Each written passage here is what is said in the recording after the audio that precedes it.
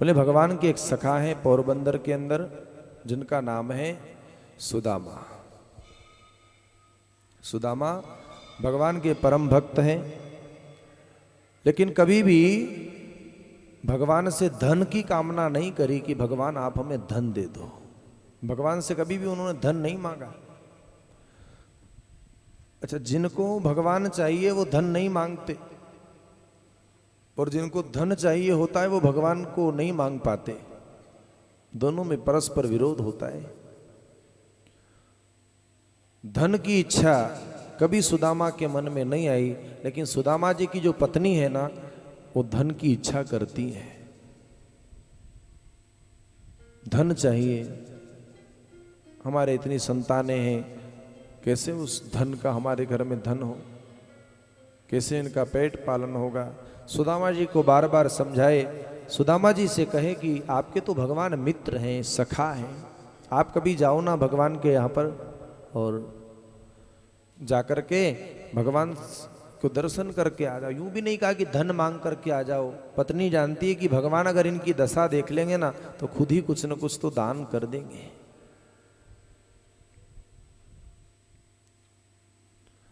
कुछ नहीं मांगा, धन आदि भी मांगते नहीं, केवल निष्प्रह है, अपरिग्रह, कभी भी संग्रह नहीं करते, घर के अंदर बैठे रहते हैं। पत्नी बार बार जब ताना मारती है तो कहा कि देखो भगवान के घर भी मैं जाऊं तो कैसे जाऊं, भगवान के घर भी खाली हाथ नहीं जाते, कुछ न कुछ लेकर के जाते हैं भगवान के लिए।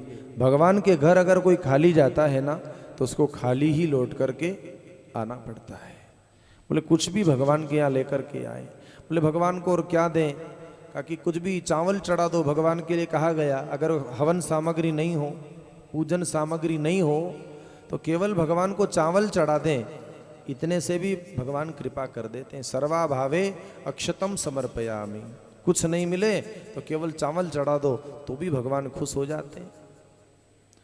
भगवान को चावल चढ़ाने के लिए 4 जगह से चावल लिए, 4 घर से चावल मांगे, जरा जरा से चावल। एक टूटे फूटे कपड़े थे, उन कपड़ों को सिया, कारी बनाई और उसी में चावल की पोटली ली और चावल की पोटली बना करके सुदामा जी के हाथ में जाकर के दे दी। ये ले जाओ और ये भगवान को जाकर के अर्पण कर देना। छोटी सी पोटली सुदामा जी के हाथ में दी। सुदामा जी महाराज उस पोटली को लेकर के, अभी तक उनको थोड़ी लज्जा आ रही थी कि मैं भगवान के यहाँ कुछ मांगने जाऊं, लेकिन जब पोटली हाथ में दी तो लगा कि मैं भगवान को कुछ देने जा रहा हूं, ये भाव उनके मन में आया। पोटली लेकर के सुदामा जी महाराज चले हैं। चले श्याम सुंदर से मिलने सुदामा, चले श्याम सुंदर से मिलने सुदामा, गाते जाते मग में हरे कृष्ण रामा, गाते जाते मग में हरे कृष्ण रामा।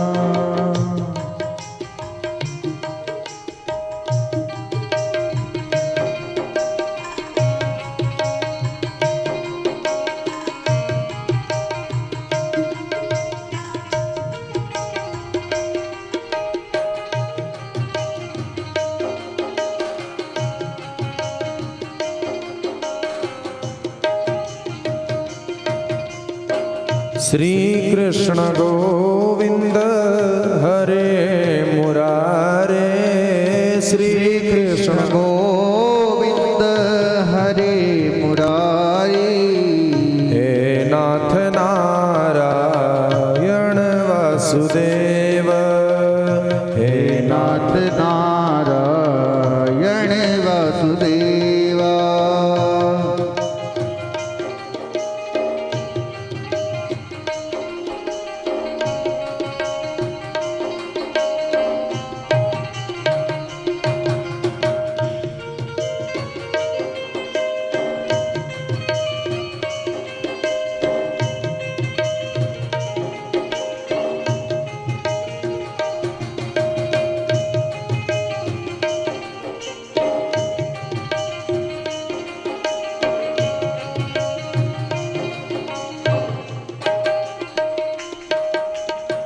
चले श्याम सुंदर से मिलने सुदामा, चले श्याम सुंदर से मिलने सुदामा, गाते जाते मग में हरे कृष्ण रामा, गाते जाते मग में हरे कृष्ण रामा।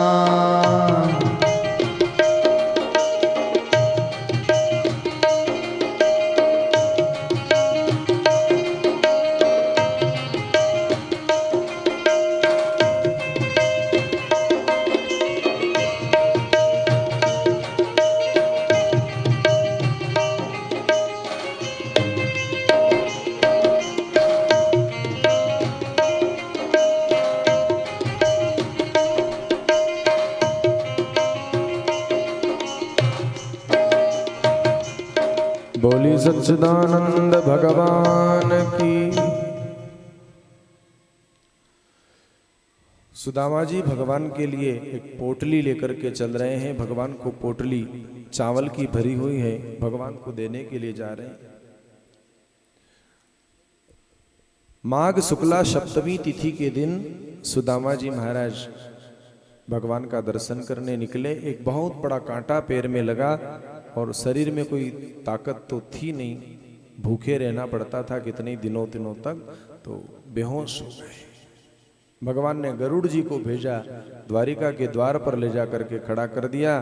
द्वारिका के द्वार पर गरुड़ जी महाराज पधारे और गरुड़ जी ने सुदामा जी को वहां पर विराजमान कर दिया। सुदामा जी लोगों से पूछें कि द्वारिका धीश भगवान हमारे कन्हैया कहाँ हैं? कन्हैया जब कहा ना तो लोगों को पहचान में नहीं आया। सुदामा जी से कहा कि हम कन्हैया कौन? बोले वो मेरे साथ उसने उज्जैन में पढ़ाई करी थी, वो नंद यशोदा के यहाँ पर रहते थे, फिर वसुदेव देव की माता की सेवा में रहे। जब इतनी कथा कही तो लोगों ने कहा अरे तो हमारे द्वारिकाधीश भगवान की कथा है। अरे वो कोई कन्हैया थोड़ी है, वो तो अनंत कोटि ब्रह्मांड नायक राजाधिराज योगीराज पर ब्रह्म सच्चिदानंद भगवान द्वारिकाधीश है। सुदामा जी ने कहा कि मुझे कन्हैया को द्वारिकाधीश नहीं बनाना, मेरा कन्हैया मेरे लिए हमेशा कन्हैया रहेगा।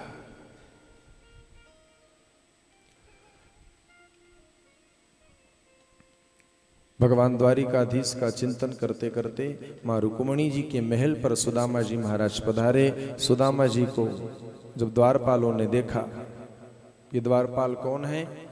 जो 3 जन्म तक राक्षस बने हैं, भक्तों को नहीं आने दिया था सनकादिक ऋषियों को भगवान के मंदिर में, तो 3 जन्म तक राक्षस की योनि में इनको रहना पड़ा। पहले जन्म में ये हिरण्याक्ष हिरण्याकश्यप बने, दूसरे जन्म में रावण कुंभकर्ण बने, और तीसरे जन्म में यही द्वारपाल कंस और शिशुपाल बन करके आए। कंस और शिशुपाल के रूप में ये प्रकट हुए थे। अब इन्होंने देख लिया कि 3 जन्म बिगड़ गए, किसी को भी भगवान के द्वार में जाने से रोका तो 3 जन्म बिगड़े। इन द्वारपालों ने विचार किया कि अगर अब की बार जन्म बिगड़ा तो अब कोई भी तारने वाला नहीं होगा। जैसे ही सुदामा जी को देखा तो सुदामा जी के चरणों में वंदन किया है, ऐसा भागवत जी में आया है। सुदामा के चरणों में उन द्वारपालों ने प्रणाम किया। कुछ लोग कहते हैं कि सुदामा जी को द्वारपालों ने अंदर नहीं जाने दिया, सुदामा जी को किसी ने लात मार दी। सुदामा जी केवल उस कथा को रसमय बनाने के लिए भक्त का अपमान भी करवा देते हैं कथा के अंदर, लेकिन नहीं, सुदामा जी को भक्तों ने प्रणाम किया है। सुदामा जी को नमस्कार किया और सुदामा जी महाराज उन द्वारपालों से कहते हैं कि हम भगवान के सखा हैं, भगवान से हमें मिलने दिया जाए। तो द्वारपालों ने नीचे से देखा, ऊपर तक सखा जैसा तो कुछ लगना नहीं। भगवान के सखा होंगे तो कोई राजा महाराजाओं से भगवान की दोस्ती होगी, ऐसे गरीबों से भगवान की दोस्ती थोड़ी होगी। फिर भी हो सकता है भगवान बड़े कृपालु भी हैं, इसलिए कभी दोस्ती हो भी। तो द्वारपाल अंदर गए। उस समय भगवान भोजन करके झूले में बैठे हुए थे और मां रुक्मणी जी पान का बीड़ा दे रही हैं। उसी समय द्वारपाल पहुंचा। द्वारपाल ने कहा कि भगवान आपका एक सखा आया है और आपसे मिलना चाहता है। भगवान जो पान खा रहे थे वैसा का वैसा हाथ भगवान का दूर रह गया। भगवान ने कहा कौन है वो सखा? भगवान विचार करें कि मेरे श्रीदामा नाम का सखा आया होगा तो उसको गेंद बड़ी पसंद है, उसके लिए स्वागत में गेंद लेकर के जाऊंगा। और कोई दोस्त आएगा तो उसको और बहुत सारी चीजें पसंद है। लेकिन जैसे ही सुदामा जी का नाम लिया कि अपना नाम बताता है, पूछत दीन दयाल को नाम, बतावत आपनो नाम सुदामा। धोती फटी सी लटी दुपटी, धोती कैसी? बोले फटी हुई धोती पहन के आया है। धोती फटी सी लटी दुपटी, अरुजाय नहीं पहचान सामा, पहचान में नहीं आता कि कौन है। और पूछत दीन दयाल को नाम, तो बतावत आपनो नाम सुदामा। हे दीन दयाल, जब नाम पूछते हैं ना तो अपना सुदामा नाम कहता है।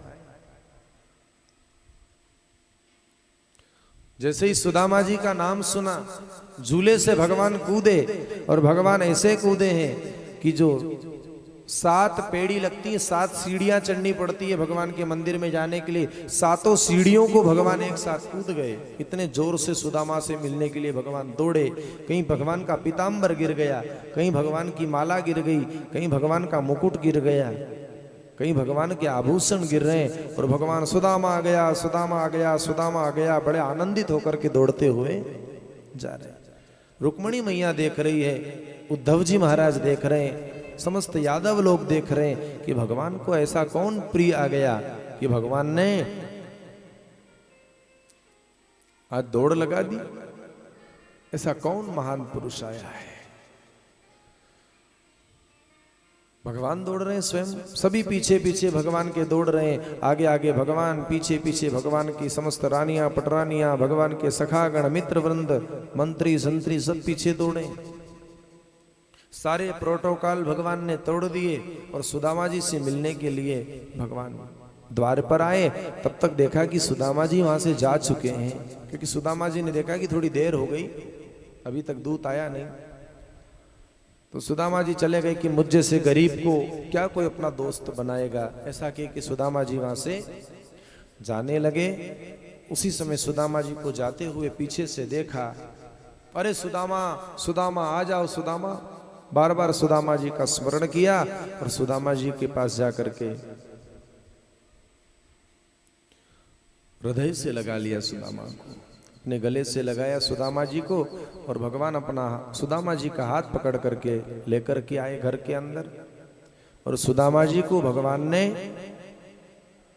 अपने उस सिंहासन पर बिठाया जिस सिंहासन को ब्रह्मा जी और शंकर जी भी प्रणाम करते हैं। भगवान के उस सिंहासन के ऊपर सुदामा जी महाराज को भगवान ने विराजमान किया।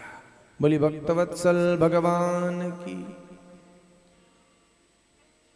अपनी पटरानी से कहा, 8 पटरानियों से कहा कि देखो देवियों, आज हमारे घर में सुदामा जी पधारे, बड़े विद्वान हैं, इनके चरण धो। चरण धोने के लिए जल लेकर के आओ, पांव पखारेंगे हम। हमारे घर में महात्मा आए, संत आए, विद्वान आए हैं। सुदामा जी महाराज के पांव पखारने के लिए थाली मंगाई भगवान ने। थाली लेकर के एक रानी आई है। भगवान ने एक रानी से कहा कि तुम जल की झारी लेकर के आओ। जल की झारी लेकर के वो आने लगी। भगवान चरणों को देख रहे हैं और भगवान चरणों को देखते हुए, चरणों में जगह जगह कांटे लगे हुए। भगवान ने सुई मंगाई और सुई से भगवान कांटे निकाल रहे हैं सुदामा जी के पैरों के। जो कांटा खजूर का कांटा लग गया है और वो आर पार निकल गया। नीचे से कांटा घुसा था सुदामा जी को तीर्थ यात्रा में, तो ऊपर निकल गया। और वो पीड़ा थी, कांटा लगा हुआ है पैर में, और वो कांटा लगा हुआ पैर से सुदामा जी चलते चलते जब आ रहे थे, कितनी पीड़ा लगी होगी। भगवान ने जब उस कांटे को पीन से निकाले, सुई से निकाले, तो वो निकलता नहीं।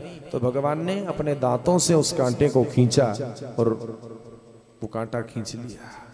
अपने दांतों से उस कांटे को खींच करके सुदामा जी के चरणों से फेंक दिया। सुदामा जी की आंखों में आंसू आने लगे, सुदामा जी रोने लगे, क्योंकि तड़पने लगे। वो कांटा बहुत दिनों का लगा हुआ था। जैसे ही भगवान ने खींचा तो सुदामा जी को आंसू आने लगे, रोने लगे। सुदामा जी महाराज जब रो रहे हैं तो सुदामा को रोते हुए देखकर भगवान भी रोने लगे। और कैसे रोए? छाती पीट पीट करके भगवान रो रहे हैं। छाती पीट पीट कर भगवान रोए। देखी सुदामा की दीन दशा, करुणा करके करुणानिधि रोए। पानी परात को हाथ छुयो नहीं, नैनन के जल से पग धोए। सुदामा जी के चरणों को भगवान ने अपने आंसुओं से धो दिया। इतने रोए भगवान, इतने आंसू आए भगवान के कि सुदामा जी के चरणों को पकार दिया है। बोली भक्तवत्सल भगवान की।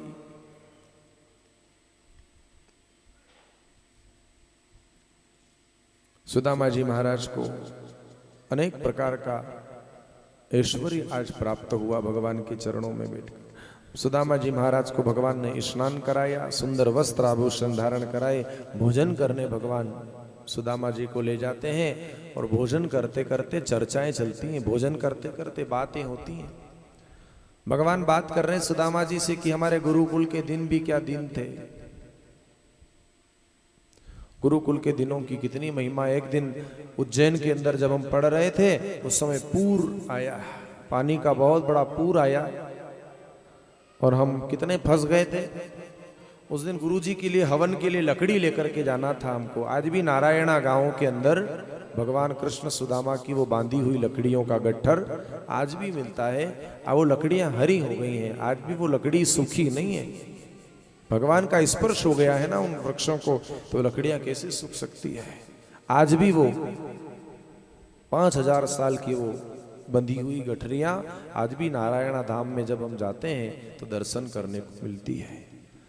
भगवान कहते हैं सुदामा जी हम कितने सौभाग्यशाली थे, गुरुजी ने हमको लकड़ी लाने के लिए भेजा। हम लकड़ी लेने गए और वो पूर आ गया और आप उस समय पेड़ पर चढ़ गए थे। हमने आपको पेड़ पर चढ़ाया और गुरु माता ने चने दिए थे, याद है ना।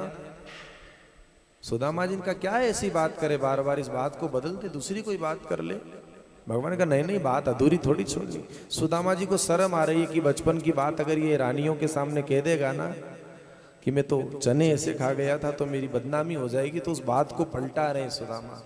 भगवान के नहीं नहीं, वो बात तो करनी पड़ेगी। वो चने कितने स्वादिष्ट थे, है ना, लेकिन तुम ऊपर चढ़ गए, फिर तुम्हारे दांत कटकटा रहे थे तो मैंने पूछा कि ये दांत क्यों कटकटा रहे। बोले अब बात क्या करे, भोजन कर ले पहले, फिर बाद में करेंगे। भगवान का नहीं नहीं, बात तो अभी करेंगे, भोजन बाद में। रुक्मिणी, उस समय मैंने सुदामा से कहा कि दांत क्यों कटकटा रहे हैं, तो सुदामा क्या बोले मालूम कि कन्हैया मेरे तो ठंड लग रही है ना, तो भूख के मारे दांत कटकटा रहे हैं। सुदामा जी की आंखों में आंसू आ गए। सुदामा जी बोले भगवान उसी का तो पाप लगा कि आपको भोग लगाए बिना मैंने भोजन कर लिया, इसलिए वो पाप खा गया मैं। और भगवान से झूठ बोला कि भूख के मारे दांत कटकटा रहे, और भगवान ने बोल दिया कि तथास्तु। तो आज तक भूख के मारे ही दांत कटकटा रहे, कभी आज तक पेट भर के भोजन नहीं किया, आज तक पेट भर के भोजन नहीं मिला उस पाप के कारण। कभी भी आपके घर में कोई भगवान के लिए कुछ लेने आए, यज्ञ हो रहे हैं, कोई आशा लेकर के आए हैं अपने घर में, धर्मशाला में भागवत जी हो रही है, भंडारा हो रहा है, चाहे किसी का भी हो रहा हो, तो वहाँ पे यूं मत कहना कि हमारे पास तो कुछ नहीं है। चाहे भले 1 रुपया अपने हाथ में हो तो वहाँ पर निकाल कर दे देना। अगर यूं कह दोगे कि कुछ नहीं है, न भगवान ने कह दिया कि जा तथास्तु, तो फिर जेब ऐसी रह जाएगी, कुछ नहीं रहेगा बस में। कुछ न कुछ तो हमारी देने की प्रवृत्ति होना चाहिए। सुदामा जी से पूछा कि सुदामा तुम्हारा विवाह हो गया? बोले हाँ हो गया। बोले तुम्हारा? बोले सब भाभियां तुम्हारी तो हैं। सुदामा जी से पूछा भगवान ने कि सुदामा तुमने हमको विवाह में नहीं बुलाया?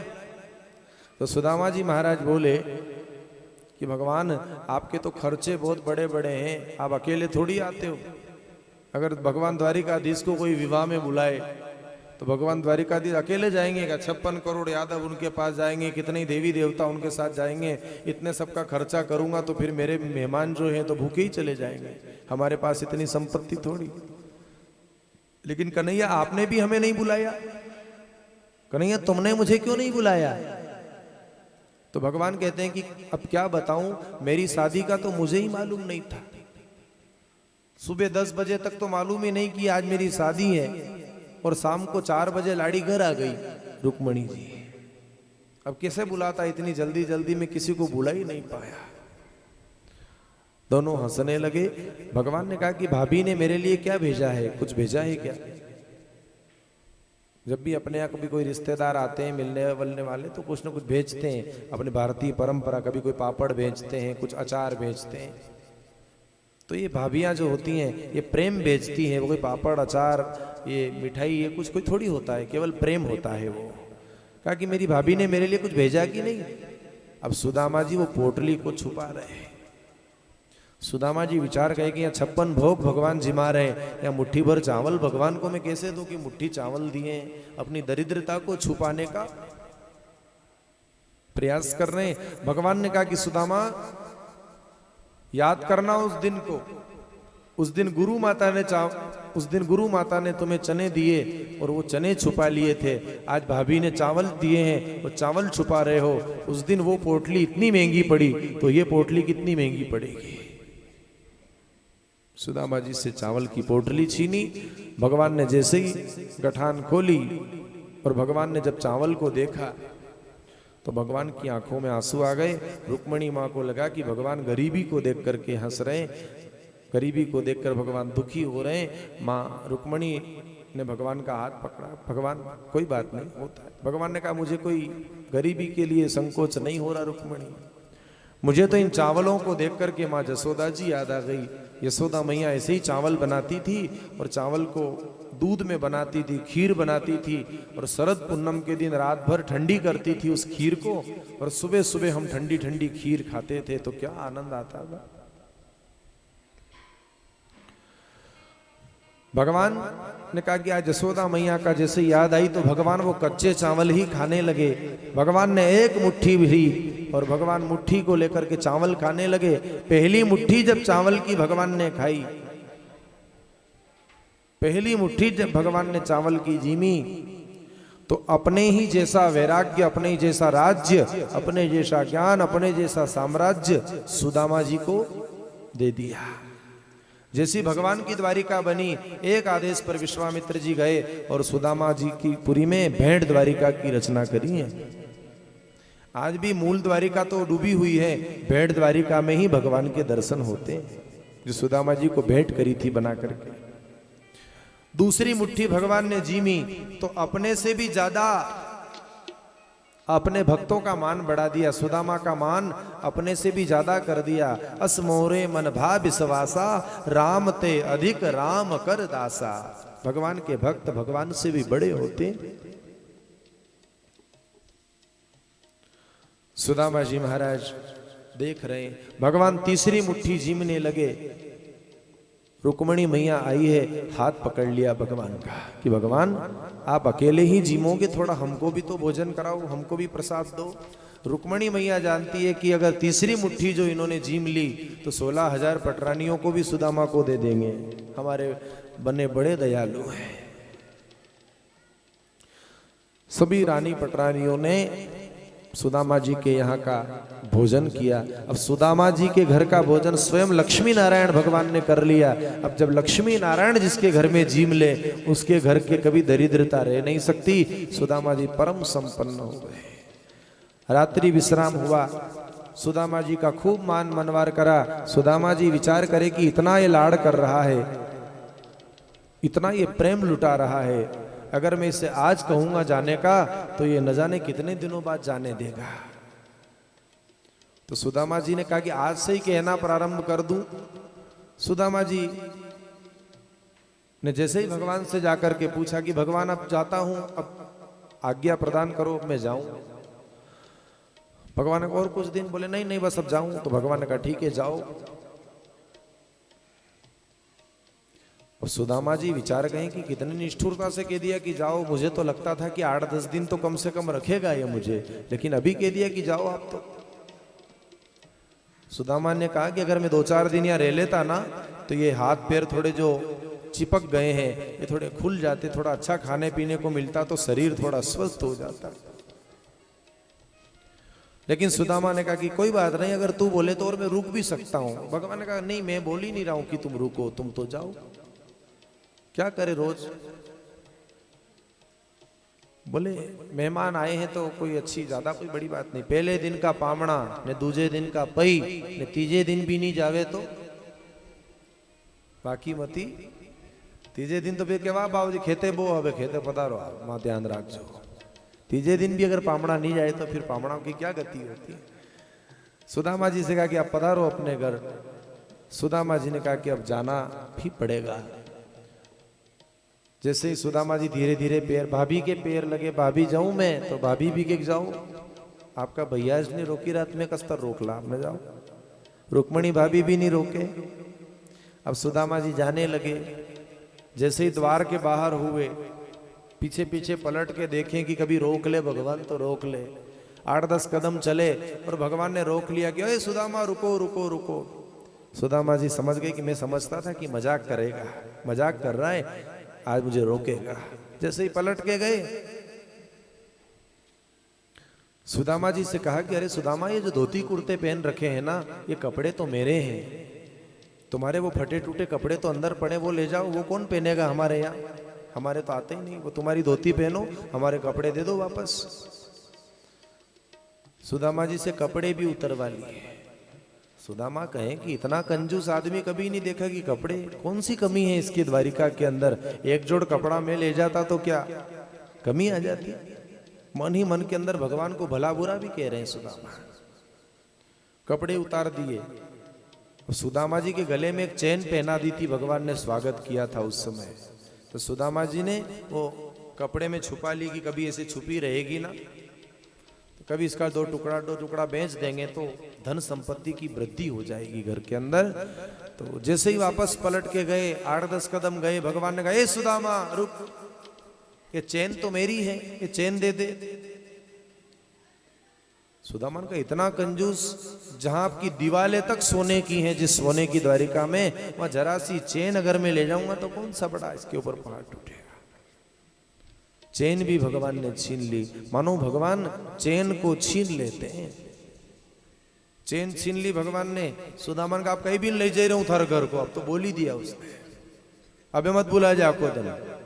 बोले हाँ आप जा, ऐसे ही बोल दे। सुदामा जी जाने लगे।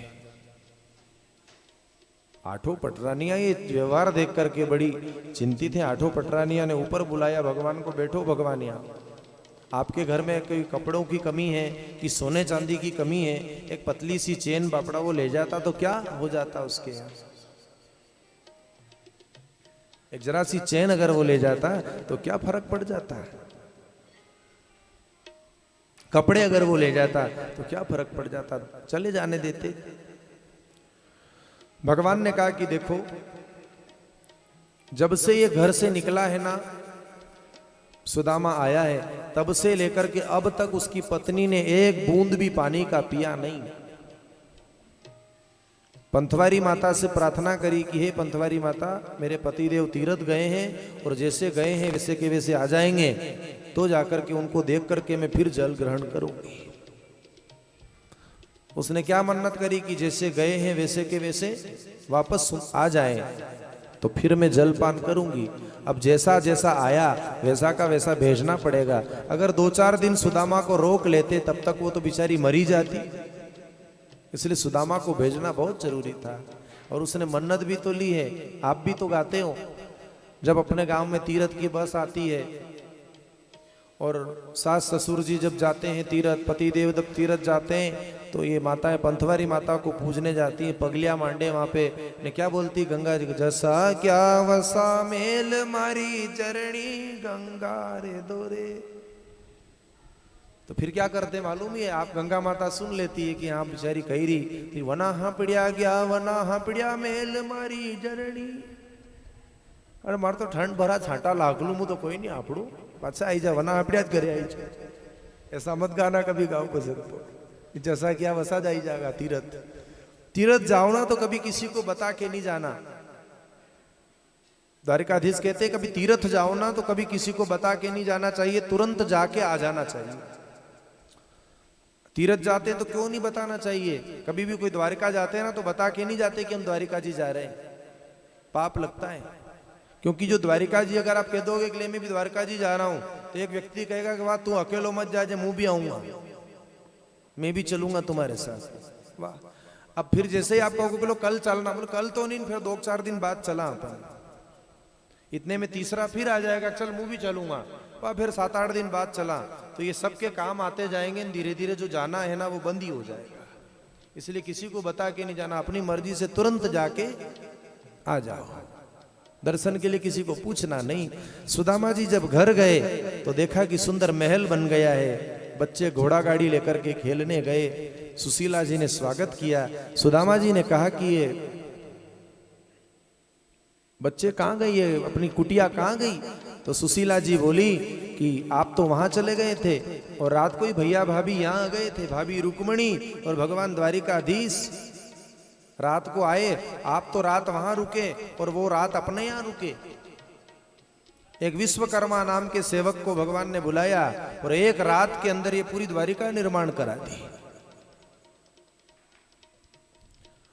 सुदामा जी विचार करे कि मुझे तो लगता था कि रुक्मणी भाभी बस रोटी बना रही है, इधर पूजन, इधर पूड़ी बना रही, उधर भुज्जा बनाए, पर ये तो जगदम्बा यहाँ आ गई भगवान के साथ में।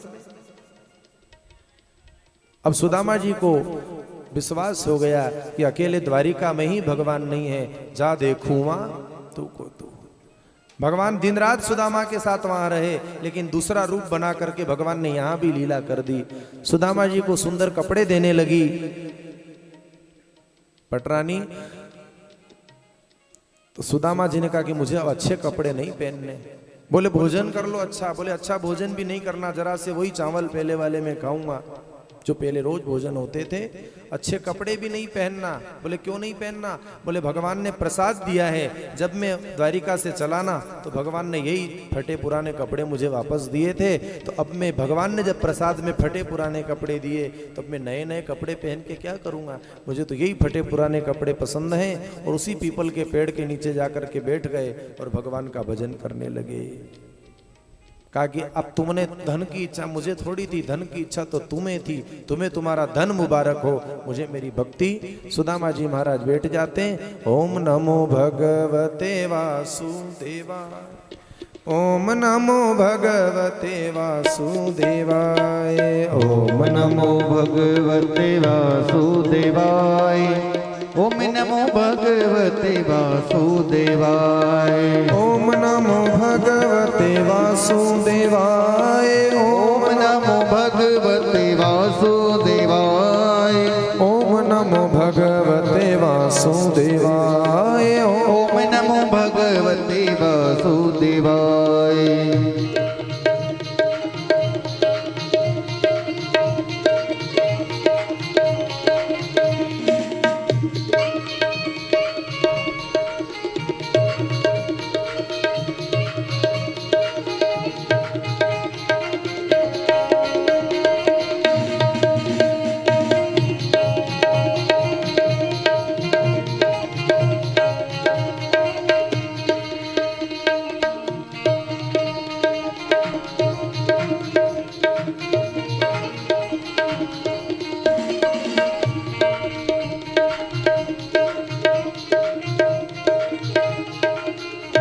वासुदेव भगवान की। सुदामा जी भक्ति करते हुए अपने जीवन को धन्य कर लेते हैं। वसुदेव जी के यज्ञ की कथा